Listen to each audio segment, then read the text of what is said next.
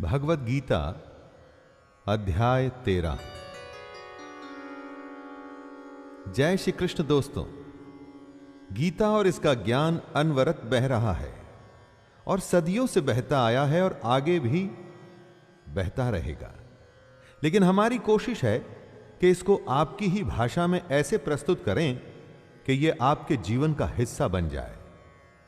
मैं शैलेंद्र भारती अब भगवद गीता का 13वां अध्याय शुरू करता हूं, जिसका कि नाम है क्षेत्र क्षेत्रज्ञ विभाग योग।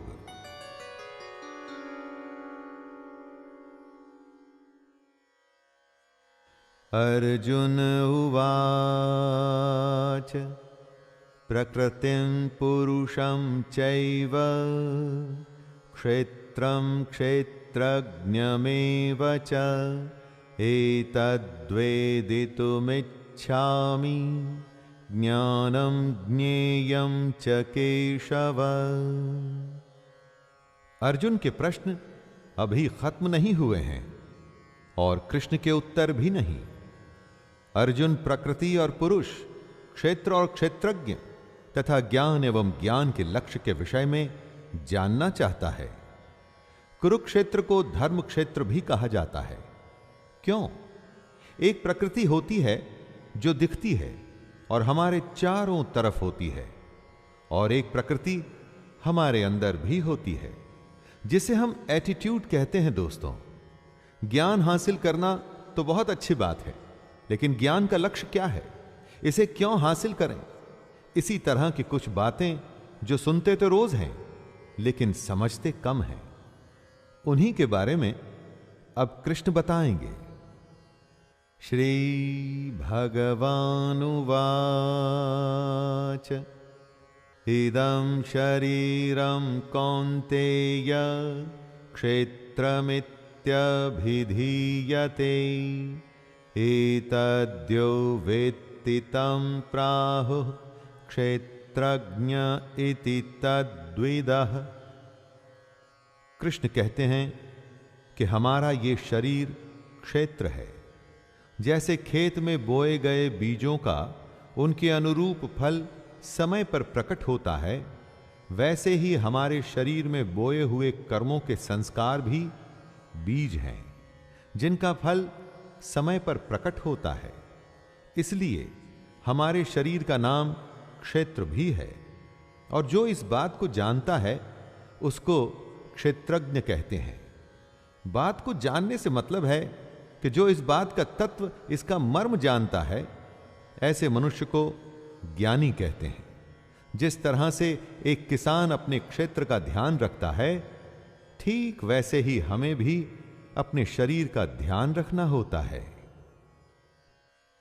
श्री भगवानुवाच क्षेत्रज्ञं चापि मां विद्धि सर्वक्षेत्रेषु भारत क्षेत्रक्षेत्रज्ञयोर्ज्ञानं यतज्ञानं मतं मम तत्क्षेत्रं यच्च यादृक् यद्विकारी यतश्च यत् स च यो यत्प्रभावश्च तत्समासेन मे शृणु।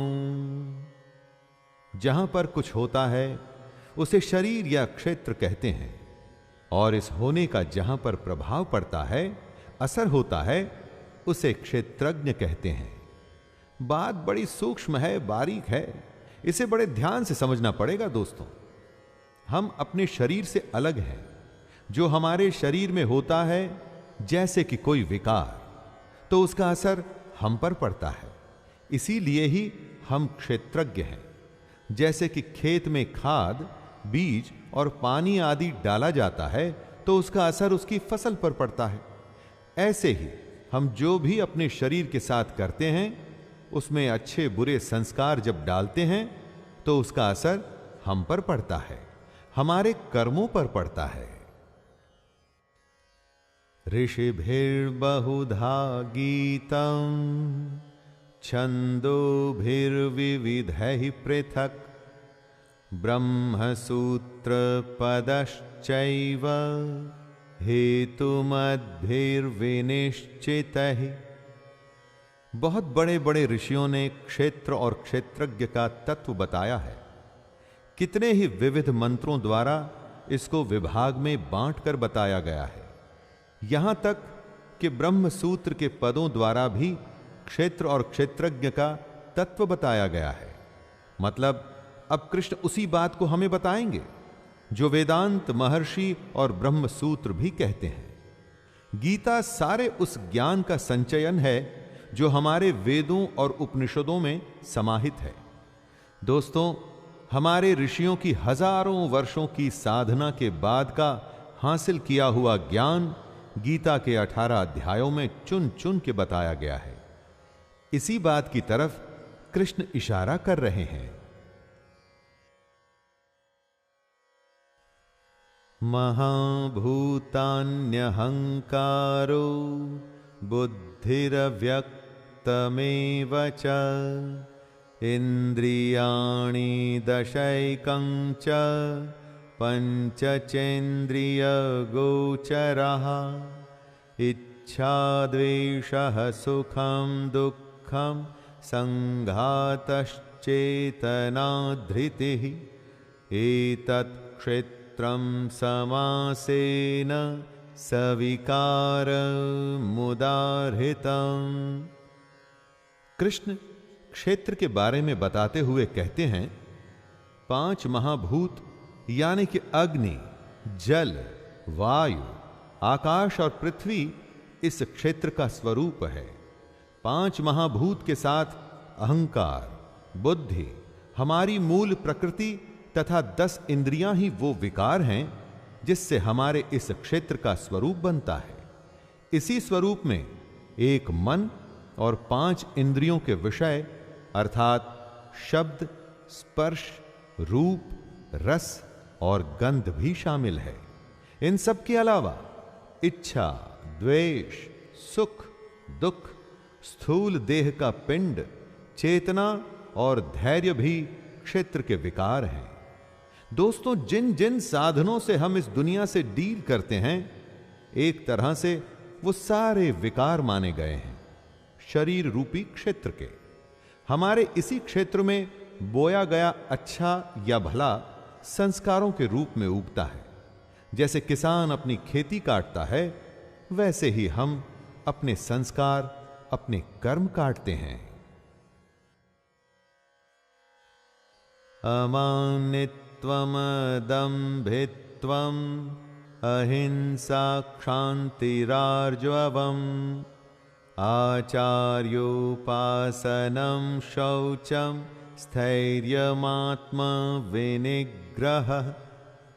इस श्लोक में कृष्ण क्षेत्रज्ञ के बारे में बता रहे हैं कि क्या होता है क्षेत्रज्ञ, जो क्षेत्र के तत्व को समझता है, यानी कि श्रेष्ठता के अभिमान का अभाव, घमंड का अभाव, किसी भी प्राणी को किसी भी प्रकार से न सताना, क्षमा करने का भाव, मन और बोलने में सादगी, श्रद्धा और भक्ति के साथ गुरु की सेवा, बाहर भीतर की शुद्धि यानी कि खाना पीना और जीवन भी शुद्ध और अंदर का मन भी शुद्ध।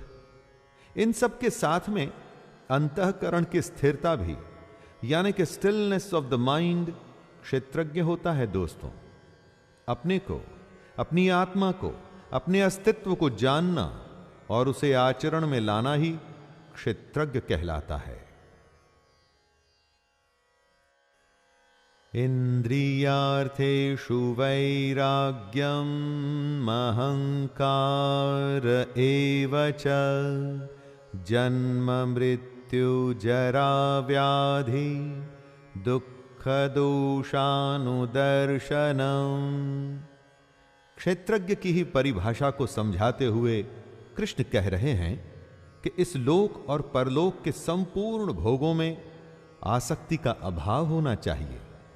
हमारे इस लोक के लालच में ही हर कोई फंसा हुआ है। घर, पैसा, आराम की जिंदगी, और इतना ही नहीं, जो इस लोक के लालच से बचा है वो परलोक के लालच में फंसा है, जैसे कि स्वर्ग। इन दोनों लोकों की आसक्तियों से हमें कैसे बचना है, यही क्षेत्रज्ञ है।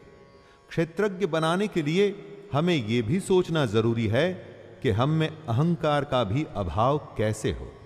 जन्म, मृत्यु, जरा और रोग आदि में दुख और दोष क्यों होते हैं, इसके बारे में बार बार विचार करना ही क्षेत्रज्ञ है। असक्तिरनभिष्वंगः पुत्रदार ग्रहादिषु नित्यं च समचित्तत्वम् इष्टानिष्टोपपत्तिषु। जब भी मनुष्य जन्म होता है तो घर होता है, विवाह होता है, स्त्री के साथ संतान होती है, घर में धन आता है, और यह क्रम हर जन्म में निरंतर चलता ही रहता है। इसके बारे में सोचना, क्यों होता है ऐसा बार बार लगातार हर जन्म में? जब कोई इसके बारे में सोचना शुरू करेगा दोस्तों, तभी तो ज्ञान का द्वार खुलना शुरू होगा। अच्छा होने पर खुशी होती है, बुरा होने पर क्रोध आता है। एक जन्म में ही ऐसा हर रोज होता है। ऐसा कब तक चलता रहेगा? सैकड़ों जन्म होंगे तो भी आप इसी दुनियादारी में क्या ऐसे ही फंसे रहेंगे? कब अपने चित्त को सम करेंगे? इन बातों के बारे में सोचना ही क्षेत्रज्ञ है।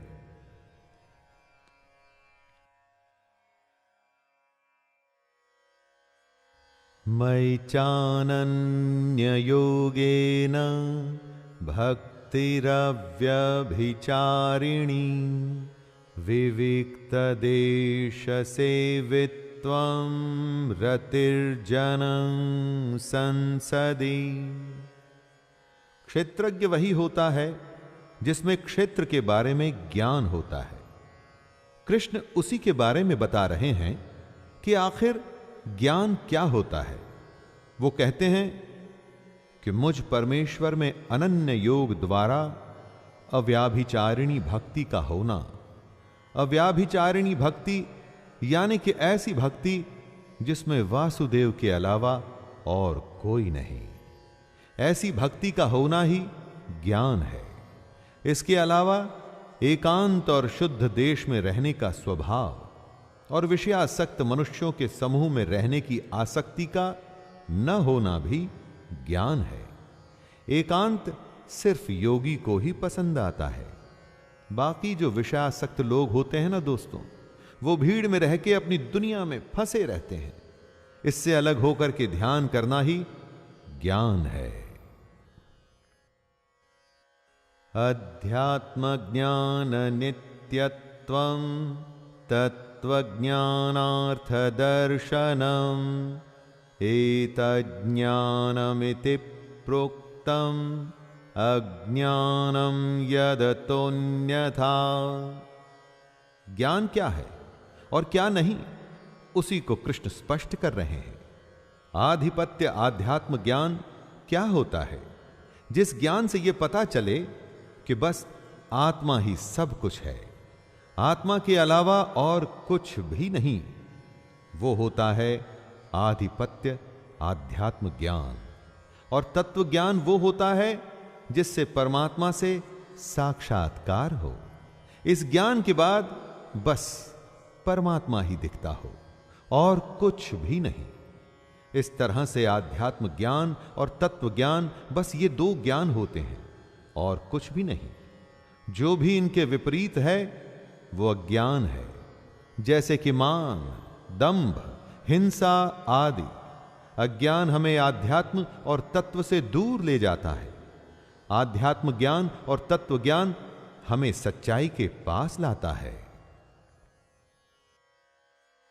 ज्ञेयं यत्तत्व प्रवक्ष्यामि यज्ञात्वामृतमश्नुते अनादिमत्परं ब्रह्म न सत्तन्नासदुच्यते। कृष्ण जीवन को एक एक करके खोल रहे हैं। सबसे बड़े भेद, सबसे बड़ी गोपनीय बातें, सीक्रेट्स एक एक करके बता रहे हैं दोस्तों। कृष्ण सिर्फ वही बताना चाहते हैं जो जानने योग्य है तथा जिसको जानकर मनुष्य परमानंद को प्राप्त होता है। कृष्ण परब्रह्म के बारे में एक बेहद ही कॉम्प्लिकेटेड बात कहते हैं कि यह अनादि वाला परब्रह्म न सत और न असत, जिसका कोई आदि नहीं है, जो हमेशा से है, वो है परब्रह्म। वो एक सच्चाई, वो एकमात्र परमात्मा। जब ये परब्रह्म अकेला होता है तो सत होता है, यानी सत्य, सच्चा। लेकिन जब असत मनुष्य इसमें मिल गया तो फिर कौन किसको सत बताए और किसको असत, क्योंकि अब तो दोनों एक ही हो चुके हैं। सर्वतः पाणिपादं तत् सर्वतोक्षि शिरोमुखं सर्वतः श्रुते मल्लोके सर्वमावृत्य तिष्ठति। कृष्ण परब्रह्म को एक्सप्लेन कर रहे हैं दोस्तों। परब्रह्म सब ओर हाथ पैर वाला, सब ओर नेत्र, सिर और मुख वाला तथा सब ओर कान वाला है, क्योंकि वह संसार में सबको व्याप्त करके स्थित है। हमारी ये धरती आकाश में, स्पेस में स्थित है। धरती गोल है और इसके चारों तरफ आकाश है। इसी आकाश में वायु, अग्नि, जल और पृथ्वी स्थित है। यह आकाश ही इन सब का कारण है। अगर आकाश सबको धारण न करे तो कुछ भी नहीं होगा। वैसे ही परमात्मा भी सबका कारण रूप होने से सारी दुनिया को व्याप्त करके स्थित है, यानी हम सब इसी पर ब्रह्म की वजह से हैं और इसी में स्थित हैं। सर्वेन्द्रिय गुणाभासं सर्वेन्द्रिय विवर्जितं असक्तं सर्वभृच्चैव निर्गुणं गुणभोक्त्र च। परब्रह्म क्योंकि सबसे बड़ी सच्चाई है, इसीलिए वो किसी को समझ नहीं आती और थोड़ा सा सुनने के बाद लोग विमुख हो जाते हैं, बोर हो जाते हैं। इसी को समझना सबसे बड़ा ज्ञान है दोस्तों। आत्मा से साक्षात्कार है ये परब्रह्म हमारी संपूर्ण इंद्रियों के विषयों को जानने वाला है, लेकिन साथ में ही उन सब इंद्रियों से रहित भी है। हम उसी ब्रह्म में से निकले हैं, तो स्वाभाविक है कि उस ब्रह्म को हमारी इंद्रियों के बारे में तो पता ही होगा, लेकिन वो ब्रह्म हमारी इंद्रियों की बुराइयों से अछूता भी है। ब्रह्म है तो निर्गुण, उसका कोई आकार नहीं, उसके कोई एट्रीब्यूट्स नहीं, लेकिन इसके बावजूद भी वो सब गुणों को भोगने वाला है। बहिरन्तश्च भूतानां चरं चरमेव च सूक्ष्मत्वात् तदविज्ञं दूरस्थं चान्तिके च तत्। परब्रह्म क्या है वो कृष्ण हमें समझा रहे हैं। ये सारी दुनिया जो हम देखते हैं, लिविंग और नॉन लिविंग, ब्रह्म इस सब के बाहर और भीतर परिपूर्ण है। हमारे अंदर उसी का अंश है, यानी हमारी आत्मा, और बाहर तो सिर्फ वो ही है जो अलग अलग रूप में हमें देखता है। कभी स्वयं में, पहाड़ और नदी में इस ब्रह्म को, परमात्मा को देखने की कोशिश करिएगा दोस्तों। यही तो सबसे बड़ा योग है। ब्रह्म को ऐसे समझने की कोशिश करिए जैसे सूर्य की किरणों में स्थित हुआ जल सूक्ष्म होने से हमारे जानने में नहीं आता है। एटमॉस्फेयर में मौजूद मॉइस्चर भी हमें दिखाई नहीं देता। वैसे ही सर्वव्यापी परमात्मा भी सूक्ष्म होने से साधारण मनुष्यों के जानने में नहीं आता है। अविभक्तं च भूतेषु विभक्तमिव च स्थितं भूतभर्तृ च तज्ज्ञेयं ग्रसिष्णु प्रभविष्णु च। ब्रह्म जो है वो बंट नहीं सकता, लेकिन न बंटने के बावजूद भी वो हमारी दुनिया में बटा बटा सा प्रतीत होता है। आपके चारों तरफ जो आकाश है ना दोस्तों, स्पेस जो है वो बटा हुआ नहीं है।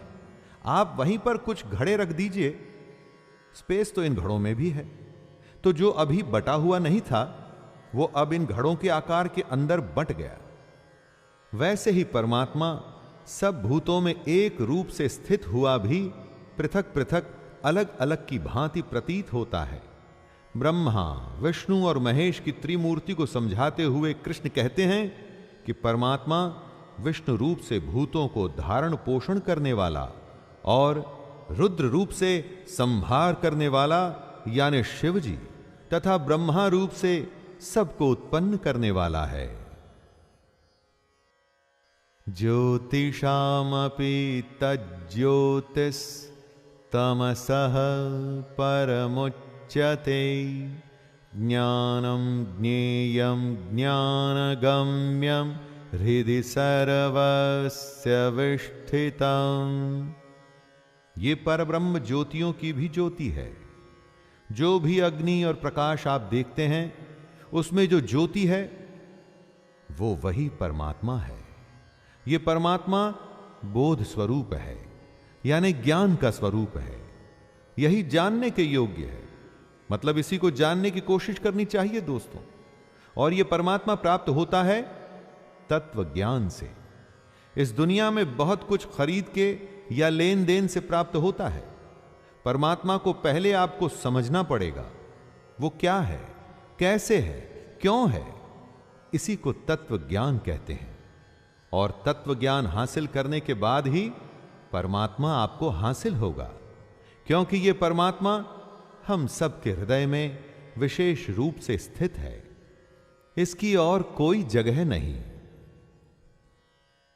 इति क्षेत्रं तथा ज्ञानं ज्ञेयं चोक्तं समासतः, मद्भक्त एतद्विज्ञाय मद्भावायोपपद्यते।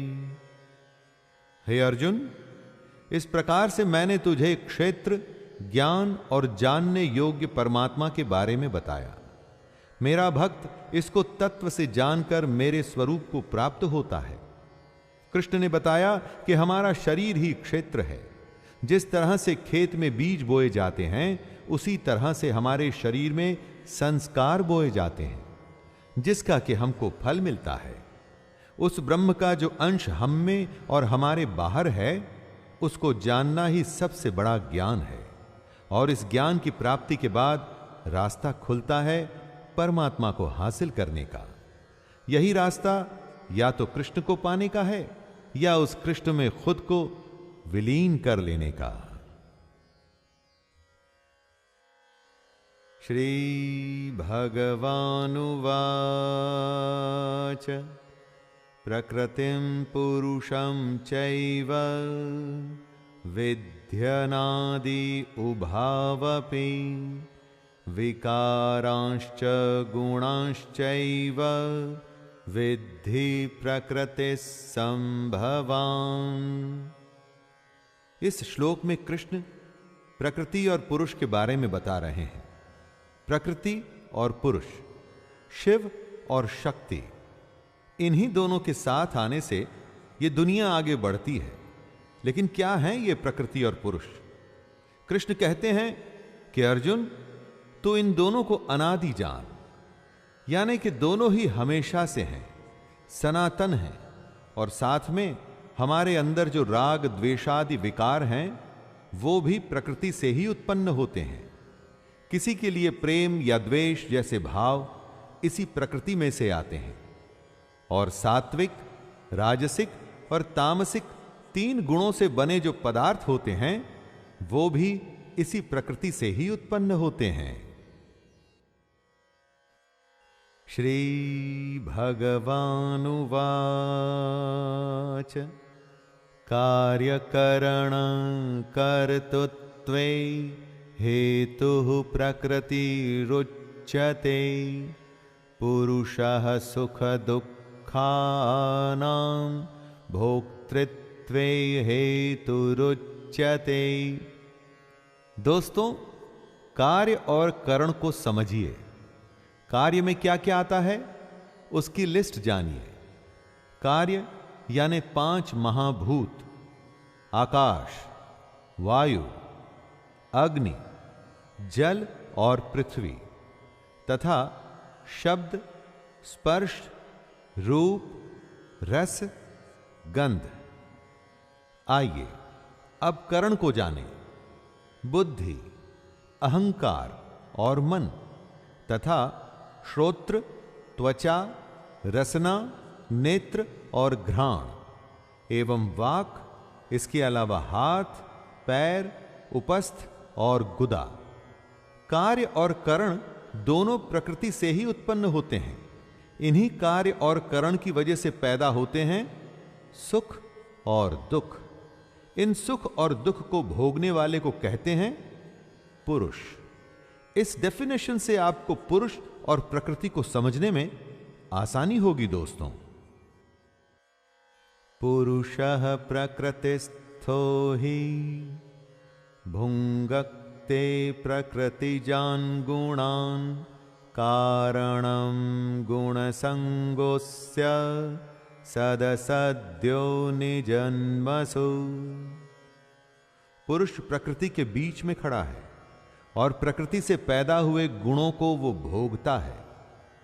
इन गुणों को वो जिस तरह से भोगता है अथवा इन गुणों के साथ वो जिस तरह का होता है, वही आगे जाके अच्छी या बुरी योनि में जन्म लेने का कारण बनता है। जब सात्विक गुणों में आप समय बिताते हैं तो देव योनि में पैदा होते हैं।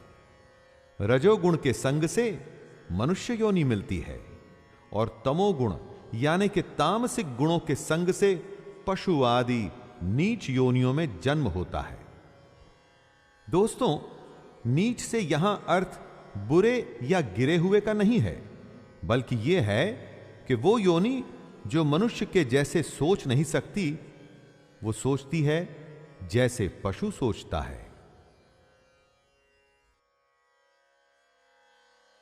उपद्रष्टानुमन्ता च भर्ता भोक्ता महेश्वरः परमात्मेति चाप्युक्तो देहेस्मिन् पुरुषः परः। हमारे अंदर जो आत्मा है वास्तव में वो ही परमात्मा है, और क्योंकि ये हमारे अंदर है तो भी जो भी हम करें ये उसकी साक्षी है, विटनेस है दोस्तों, जिसे उपदृष्टा भी कहते हैं। इसके अलावा आत्मा अनुमंता भी होती है। अनुमंता का अर्थ होता है अनुमति देने वाली, यानी कि आत्मा अनुमति भी देती है। यही आत्मा भर्ता भी होता है, यानी कि भरण पोषण, हमारा पालन पोषण करने वाली भी, क्योंकि कृष्ण ने ही कहा था कि योगक्षेमं वहाम्यहम्। योग से वो हमारी रक्षा करते हैं, मतलब आत्मा हमें और हमारे योग को बचाती भी है। और आत्मा भोगता भी होती है दोस्तों, यानी कि भोग भी करती है। जब हमारी साधना बढ़ती है, सूक्ष्म होती है, तो आत्मा हमारा यज्ञ और तप ग्रहण करती है, और जब आत्मा हमारी साधना ग्रहण करती है तो वो परमात्मा से मिल जाती है। य एवं वेत्ति पुरुषं प्रकृतिं च गुणैः सह सर्वथा वर्तमानोऽपि न स भूयोऽभिजायते। ये सारी दुनिया माया के होने से क्षणभंगुर, नाशवान, जड़ और अनित्य है। एक शब्द में अगर कहूं तो इम्परमानेंट है दोस्तों, जबकि जीवात्मा नित्य, चेतन, निर्विकार और अविनाशी और उसी परमात्मा का सनातन अंश है। तो आप किसको पाने की कोशिश करेंगे, जो टेम्पररी है या जो परमानेंट है? इसी सब के ज्ञान को पुरुष और प्रकृति को तत्व से जानना कहते हैं। इस प्रकार पुरुष को और गुणों के सहित प्रकृति को जो मनुष्य तत्व से जानता है, वह सब प्रकार से कर्तव्य कर्म करता हुआ भी फिर नहीं जन्मता। जो इस सबसे बड़े ज्ञान को प्राप्त कर लेता है, वो जन्म मरण के चक्कर से बच जाता है। ध्यायेनात्मनि पश्यन्ति केचिदात्मानमात्मना अन्ये सांख्येन योगेन कर्मयोगेन चापरे। परमात्मा एक है, उसे देखने के अलग अलग तरीके हैं। आप अपनी पसंद के अनुसार उस तरीके को चुन सकते हैं। कृष्ण ने हर तरीके को समझाया है। उस परमात्मा को कितने ही मनुष्य शुद्ध हुई सूक्ष्म बुद्धि से ध्यान द्वारा हृदय में देखते हैं, यानी मेडिटेशन से अपने अंदर देख सकते हैं दोस्तों। अन्य कितने ही ज्ञान योग से उसको देखते हैं, यानी सांख्य योग। जब स्वयं की खोज में हम आत्मा का ज्ञान हासिल करते हैं तो परमात्मा मिलता है। और कई लोग इस परमात्मा को कर्म योग के द्वारा भी देखते हैं। जब हम अपने हर कर्म को निष्काम तरीके से कर सब कुछ उस परमात्मा को अर्पित कर देते हैं तो उसे ही प्राप्त होते हैं। अन्ये त्वेवमजानन्तः श्रुत्वान्येभ्य उपासते तेऽपि चातितरन्त्येव मृत्युं श्रुति परायणाः। परमात्मा को प्राप्त करने की कोशिश कई तरह के लोग अपने अपने रास्तों से करते हैं, लेकिन इनके अलावा कई मंद बुद्धि वाले पुरुष भी होते हैं। वो इन सब रास्तों को नहीं जानते, यानी कि साधना, ज्ञान या कर्म योग से वो परमात्मा को प्राप्त करने के तरीकों के बारे में अनजान होते हैं। लेकिन वो दूसरों को सुन के, यानी कि तत्व के जानने वाले पुरुषों को सुनकर ही उनके जैसे उपासना करने लगते हैं। कमाल की बात यह है दोस्तों कि ऐसे मंद बुद्धि भी सिर्फ सुन के और उपासना करके मृत्यु रूप संसार सागर को निसंदेह तर जाते हैं। जो अच्छा करता है, सिर्फ उसके पीछे चलने से भी जो फायदा होता है वो कम नहीं है। इसीलिए कहते हैं कि संगत अच्छी रखनी चाहिए। यावत् संजायते किंचित सत्वं स्थावर जंगमं क्षेत्र क्षेत्रज्ञ संयोगात् तद्विद्धि भरतर्षभ। कृष्ण कह रहे हैं कि जितने भी जीव या निर्जीव होते हैं, यानी कि प्राणी या वस्तु, यह सब क्षेत्र और क्षेत्रज्ञ के संयोग से ही उत्पन्न होते हैं। क्षेत्र यानी कि शरीर, और उसके बारे में ज्ञान या तत्व क्षेत्रज्ञ कहलाता है। क्षेत्रज्ञ ही मोक्ष का साधन है। क्षेत्र और क्षेत्रज्ञ के संबंध को आप घोड़े और रस्सी का संबंध भी मान सकते हैं दोस्तों। यहां पर घोड़ा क्षेत्र हुआ और रस्सी क्षेत्रज्ञ। जहां भी रस्सी जाएगी घोड़ा उसी तरफ जाएगा। बिना रस्सी के घोड़ा क्या कभी गंतव्य पर पहुंचेगा? नहीं। जो पुरुष शरीर को माया से उत्पन्न जान ज्ञान हासिल कर लेता है, उसका ज्ञान मिट जाता है। समं सर्वेषु भूतेषु तिष्ठन्तं परमेश्वरं विनश्यत्स्व विनश्यन्तं यः पश्यति स पश्यति। जो परमानेंट नहीं है ना दोस्तों, अर्थात क्षण भंगुर है, उसको नष्ट होना ही है। और जो पुरुष नष्ट होते हुए जीव या अजीव में परमात्मा को देखता है, जो सब कुछ समभाव जीव या अजीव दोनों को एक भाव से ही देखता है, असल में वही यथार्थ को देखता है। असलियत सिर्फ वही देखता है दोस्तों, जो जानता है कि क्या सच्चाई है और क्या मिथ्या। ये दुनिया जिसमें हम जीते हैं, इतना धन जमा कर ऐसे जीते हैं जैसे कभी मरना ही नहीं। ये सब तो मिथ्या है दोस्तों, लेकिन हम में से ज्यादातर ऐसे ही रहते हैं जैसे कभी नष्ट होना ही नहीं, जैसे हम अमर हैं। दोस्तों, ये सच्चाई नहीं, ये मिथ्या है।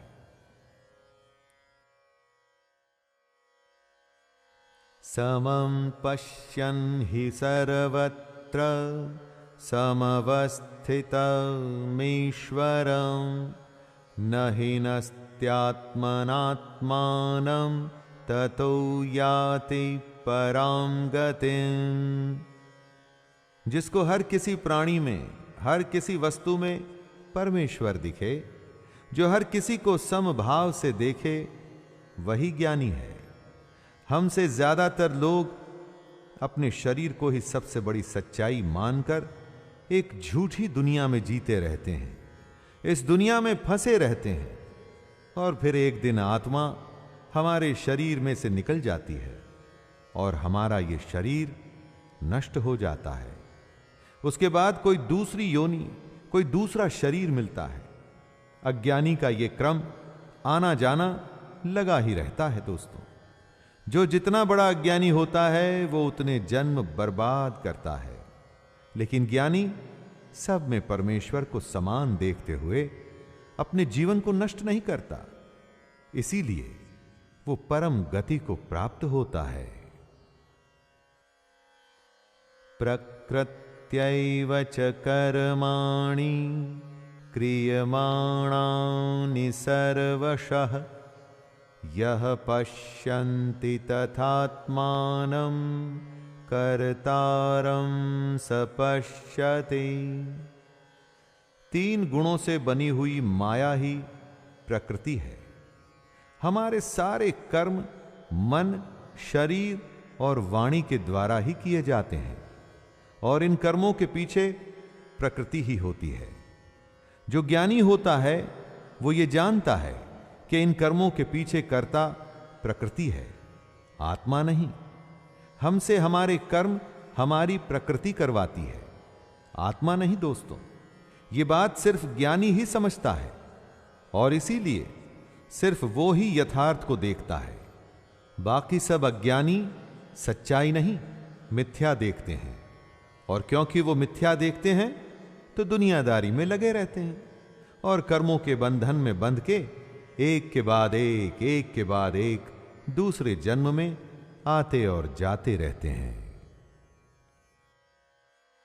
यदा भूत पृथग् भावम् एकस्थमनुपश्यति तत एव च विस्तारं ब्रह्म संपद्यते तदा। ज्ञानी पुरुष जब अलग अलग भावों में या अलग अलग भूतों में एक परमात्मा को देखता है, तब ही उसे ब्रह्म प्राप्त होता है। जब वो इस बात को समझ जाता है कि आत्मा से ही हर भाव या हर भूत या हर वस्तु का विस्तार हुआ है, तब ही उसे ब्रह्म समझ में आता है।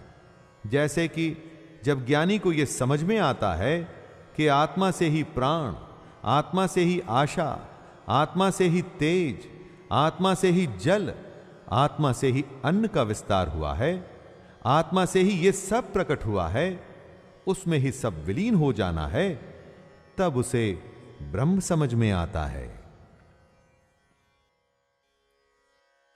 अनादित्वा निर्गुणत्वात् परमात्मायमव्ययः शरीरस्थोऽपि कौन्तेय न करोति न लिप्यते।